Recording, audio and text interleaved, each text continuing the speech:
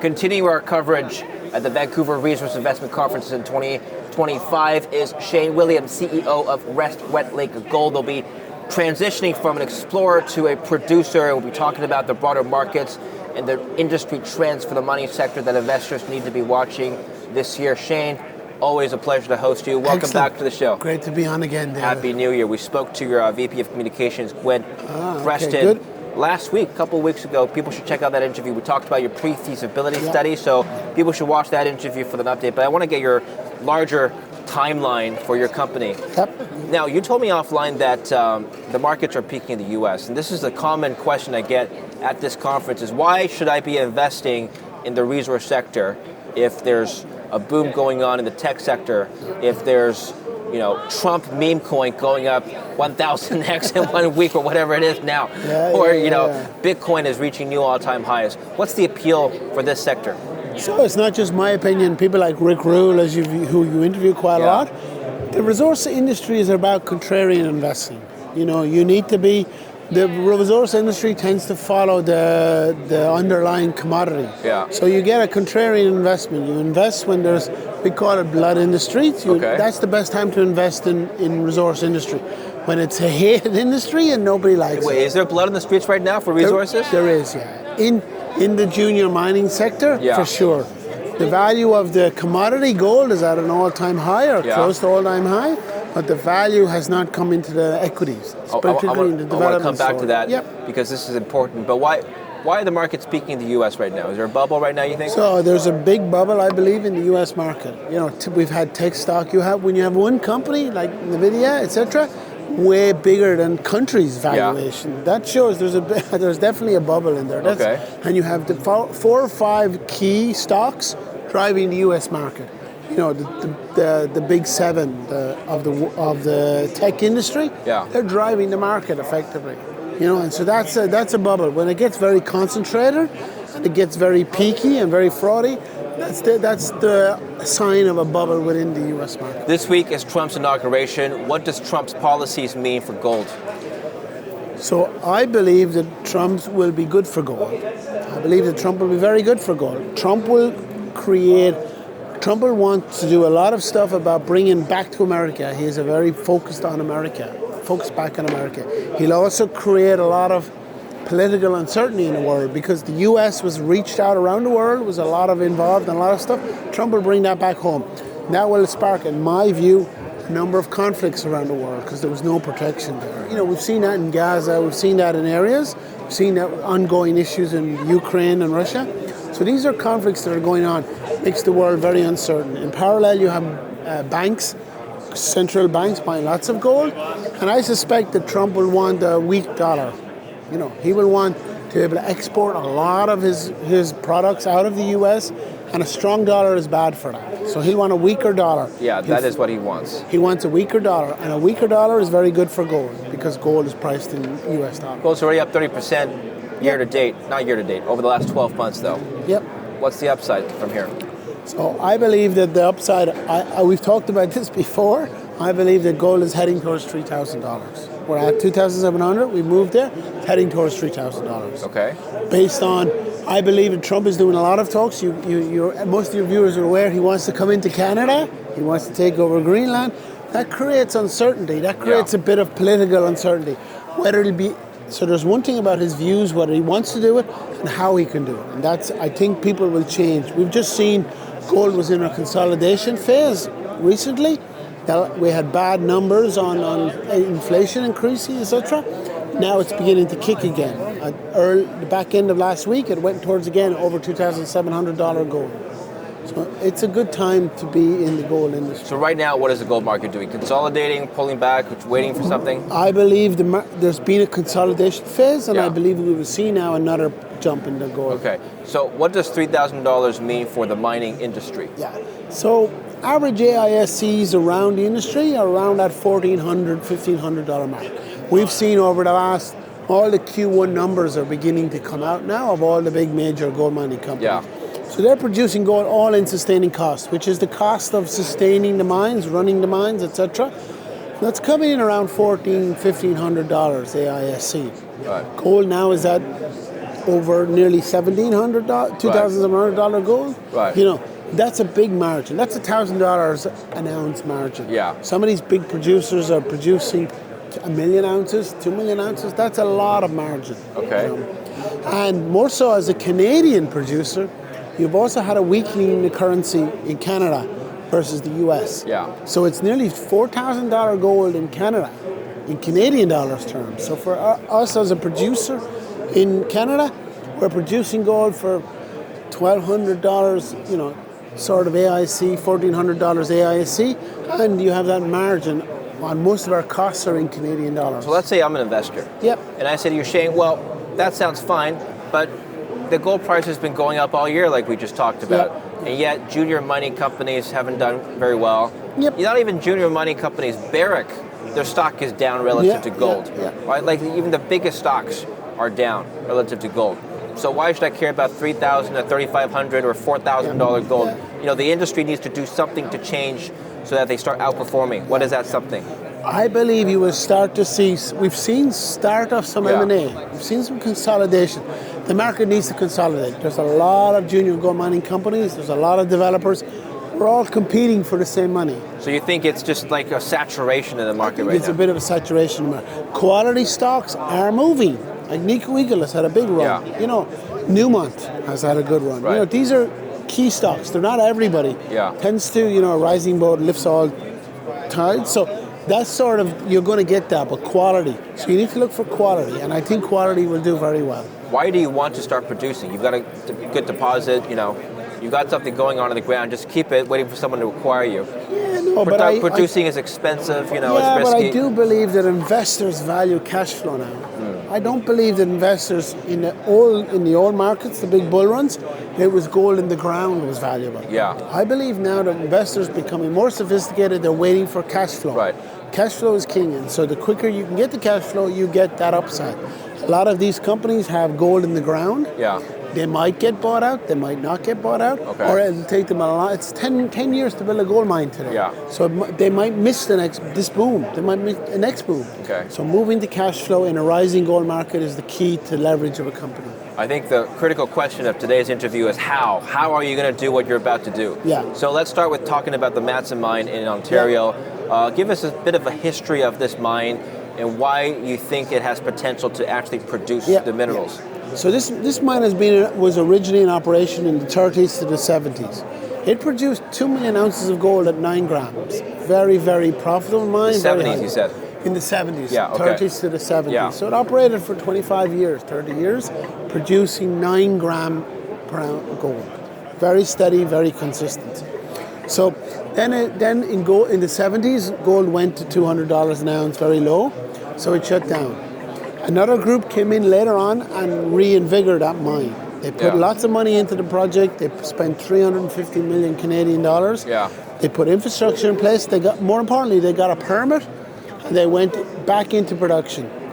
They had a few challenges. They didn't understand the technical aspects of the ore body. They didn't understand the requirements. They weren't mine builders and understand that. Yeah. And so that caused it to go into bankruptcy. We bought that project out of bankruptcy and allowed us to move quickly into production. You know, rather than a 10-year wait for a mine, we have a 2-year wait for a mine in production. Okay. Because we have all our permits, we have all that infrastructure to leverage upon, and that allows us to move quickly into production when gold price is rising. And this was always your vision when you started at the company? Yeah, as CEO? The vision. My background is mine building. Company building, mine building. I've been building mines all over the world. I'm not an exploration gold in the ground kind of guy. Okay. And we looked to step back a little bit, when we looked at the strategy, Frank Juster was involved, we looked at the strategy. The strategy was to build a gold mining company over the next number of years. Yes. Frank is a big believer in gold. People hear him talk all the time. He believes gold is going much higher. And the best way to build a gold mining company is in that period. But you need a production asset that's close to production. So you can scale, get production, get into cash flow, and then scale again. Yeah. That's the long-term vision of West Red Lake, to build a mid-tier gold mining producer. Right. Walk us through, let's talk about the operational changes, and then we'll talk about the financial changes. So did you have to assemble a new team for the next phase of your company? I mean, you've been drilling up until now, but presumably you need a completely different team for actually producing this mine, right? Yeah. Well, actually, when we strategically we set that up very at the start. Okay. We always knew we were going back into production, so we Okay. didn't hire a exploration focused team. You know, Okay. a lot of these groups are very. We assembled a team that has mine building capabilities, that has built big companies. That started with our backer. Frank Juster has done a lot of build big companies in his history. Yeah. Our board, we put a very technical board together. Some of your viewers might remember Tony McCooch, who built Kirkland Lake, which was very successful. We have Duncan Middlemass, who built Westone Mining. So these are people who've built mines before. So that's our board. Yeah. And then our management team, myself, and some of our management team have all built and operated mines. So we built that from the very start. Our vision was to get into production. The infrastructure for the mine, is that set up? Infrastructure set up. Mill is back in working, commissioning underground. We bought a camp, we bought a crusher, we bought a lot of infrastructure in the last 12 months. So all that's, I was just back from site. I was at site last week. All that's beginning to come together. Yeah. An investor might be saying, well, Shane, I'm concerned because why not just partner with another producing company or go into a JV or something? Why dilute equity by raising capital to finance this yourself? Well, how would you respond to that? Yeah, so I believe that the majors and the companies coming in, they have to be, why just wait and hope that they will come in? You know, that's not going to get them interested. A lot of companies just wait and hope, and you can go on and on and on. We have the capabilities to put this into production. So our view is, if we move closer to production, we'll get the interest of the majors. They want producing assets today or close to producing. Okay. The days of the big companies going out and doing exploration is very long gone. There's very few companies. All the big deals that we've seen this year are all mines close to production. You saw Windfall, the Cisco Mining, you saw Goldfields come in and buy that. They're just getting close to production, de-risked assets. And that's where I think the market will be. So for us, we need to move that forward. Potentially then somebody will come in. How much cash is on the balance sheet now, and is that enough for the next phase? So at the moment on the balance sheet, we have $25 million Canadian. Yeah. We also recently signed a deal with a debt provider for another $50 million. So we have a lot of runway. That will be enough capital to get us back into production. How were you able to secure debt financing when you haven't produced yet? There's no cash flow yet. So basically the company came in, they did a lot of due diligence on our asset, on our plan. They brought in a lot of technical experts to look under the cover and that. They believed in the plan. They saw how quick we were to cash flow, and then we were able to do a deal with them pre-cash flow. Are you planning to issue additional equity? At this stage, no. We have all the capital we require to get back into production. So what's the timeline to production? So we're doing a test mining program at the moment, which we're mining today. The plan will be we will process that in March, and then once we process that, we'll get the results of all that. We're going to publish them, and then we'll move straight into production. So the back half of 2025. Okay, good. Do you see any changes to that timeline or anything that could move that timeline either forwards or backwards? No, I've been at site last week. The progress is very good. The teams are working towards that. They're getting ready. The mill is getting ready. The commissioning, the underground teams are doing well. They're actually breaking rock on the ground and moving stuff. So no, I see us very much on track for that time. What's your long-term plan to minimize all-in sustaining cost? So the one advantage that we have is that we're actually operating at the moment. We're underground developing, we're underground. So the study we put together is based on real numbers. Right. So knowing those real numbers, we can use them as a benchmark to optimize capital. We can optimize capital, we can look at operating costs, how we can reduce capital costs. That's really their focus. And I guess the cost structure would change a little bit going forward. It would be primarily your biggest cost would be producing, not drilling, not exploration. Exactly. So we'll have more or less pretty steady free cash flow. The mine generates somewhere between $30 to $50 million cash flow, depending on the year, depending on the mine, of free cash flow over the life of mine. And in the back half of the year, in the mine life, when we mine the higher grade, that cash flow gets towards $100 million. Have analysts calculated a net present value for this project? Yeah, they have. A lot of them are, they translate it into share price effectively. So we're today trading at 70 cents, 65, 70 cents. We have a couple of analysts out there with prices around $140, $150 Canadian. So that's an easy double from now as we move into production. All right, so when do you expect that to actually be reflected in the shareholder value? So I do, this is a watch and see story, given the history of the mine. I do see we getting de-risked that, but I do see we'll have to get into production this year, well into next year, and maintain that production. So I would say that's a mid-26, early 26, mid-26 sort of that timeline. Any regulatory or environmental policies you had to work around to get this mine into production? No, most of the permits were already in place. So that's the advantage we have. We have all our permits. We don't need any more permits. So that allows us to move quickly. How were you able to get permitting so quickly? I mean, the mine had existing permits. So we bought the project with existing permits. I see. Again, this strategy to get into production only works if you can get into production. Because, normally it would take, 16 years to get a permit or something like that? The gold mining industry is notorious. Mining is very difficult to get permits. It takes a long, long time. So when we go back to my strategy of building a company, we couldn't just get a mine that could take 16 years. You'll miss the window of opportunity with the gold price. So if gold is going to move in the next 4 to 5 years, you need to be moving to production. So you need to find a project with infrastructure and permits. If you have those two together, you can move quickly into production, and then you can scale. That's the strategy of the company. Yeah. What is your objective, or not objective, but your strategy for scaling? So it's M&A. Our scale is to buy M&A producing assets. Okay. We need to scale its production because as you grow, produce more gold, get more cash flow, you become more relevant to the institutions. Is your longer term plan to be the next Gold Corp before they got acquired? I would like to be as a mid-tier 600, 700,000 ounce a year producer. Okay. That's what I see in the next 3 to 5 years. And would you stay in North America, or would you consider projects abroad? I would stay in North America or Tier 1 jurisdictions. I think there's a lot of issues going on with political uncertainty, so it's really Tier 1 jurisdictions. So that's Australia, Canada, North America, Europe, they're the focus. Why wouldn't you go to South America, for example? We would go to certain countries in South America, but South America is changing. Mexico has a new president who's anti-open pits. You have Chile, some stuff. You've had lots of stuff. So even South America is becoming politically unstable. You have some issues in Africa now, in Mali, with Barrick and Mali. You have a lot of stuff going on. So stable jurisdictions are the key. Are you, as a CEO, looking at political developments in the U.S. with the new Trump inauguration, and the inauguration week is this week? Policies regarding trade, policies regarding tariffs, is that part of your calculation at all? Yeah, it is. I actually think that Trump will be good for the mining because he will fast track permitting. I think he'll come around and help permitting get better in the U.S. So that unlocks a lot of projects which up to now have been kind of stuck in permitting. So he might come in and fast track them permitting, which will help move mines quicker into production. What about in Canada? Trudeau recently resigned. It's unclear who's going to take his place. It's unclear as to whether or not the Liberals can win the next election. Any changes we are expecting? Yeah, I actually believe that the Conservatives will next election, and they're very pro-resource development, they're pro-mining, pro-resource development.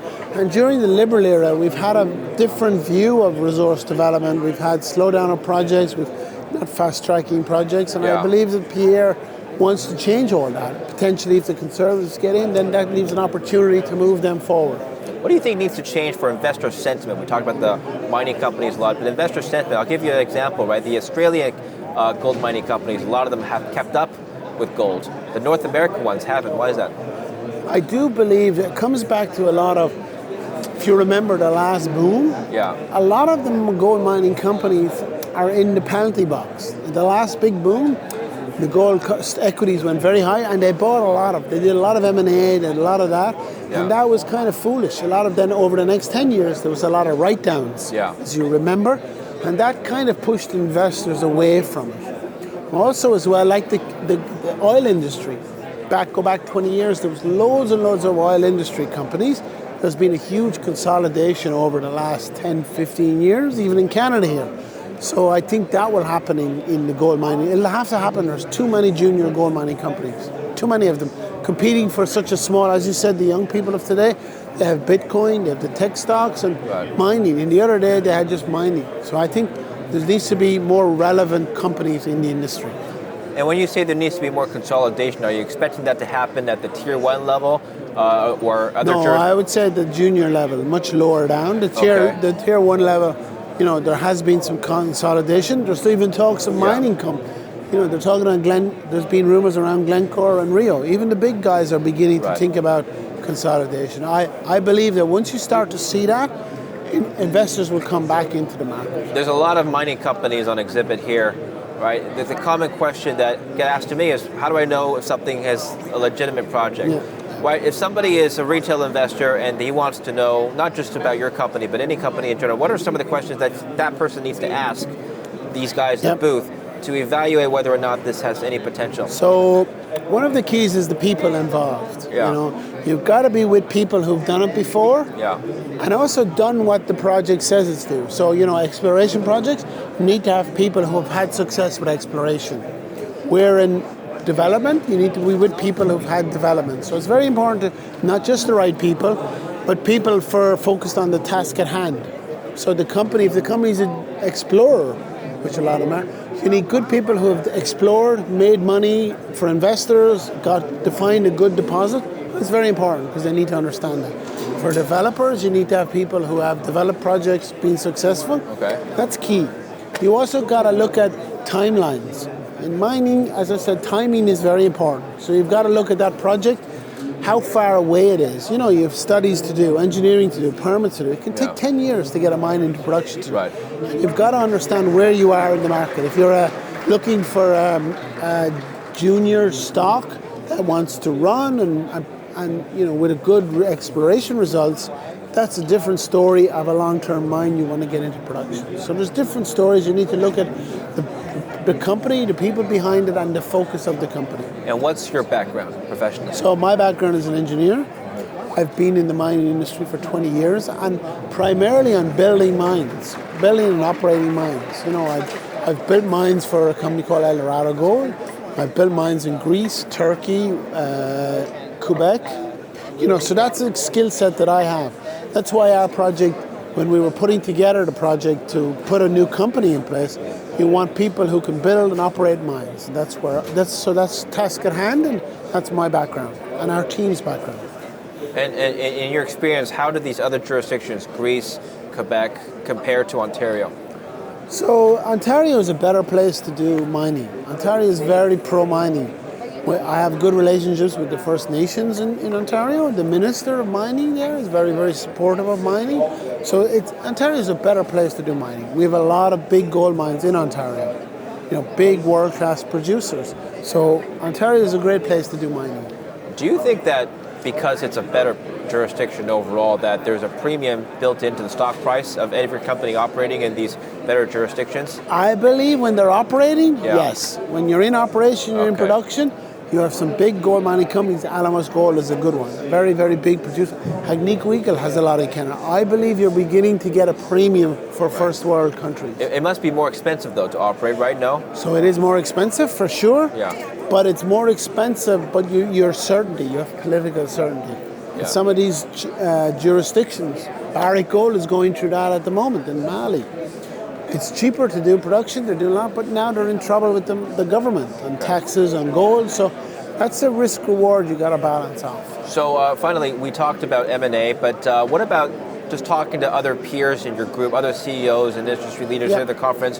What are people doing this year that may be different than in previous years? What are some new trends we should be following? So it's interesting that I've got a lot more interest in consolidation. Okay. Before this, everybody wanted to do their own thing, raise money and do that. Yeah. Now they've seen the market, they've seen it's tough at the moment in the equity market, so there's been a lot of talk around consolidation, open to ideas, open to new ideas to do things. I found that very interesting as a different, been in the industry a long time.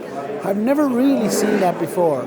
Just because how difficult it is for money, raise equity, etc. Now that you're on the cusp of production, is that something you're looking forward to?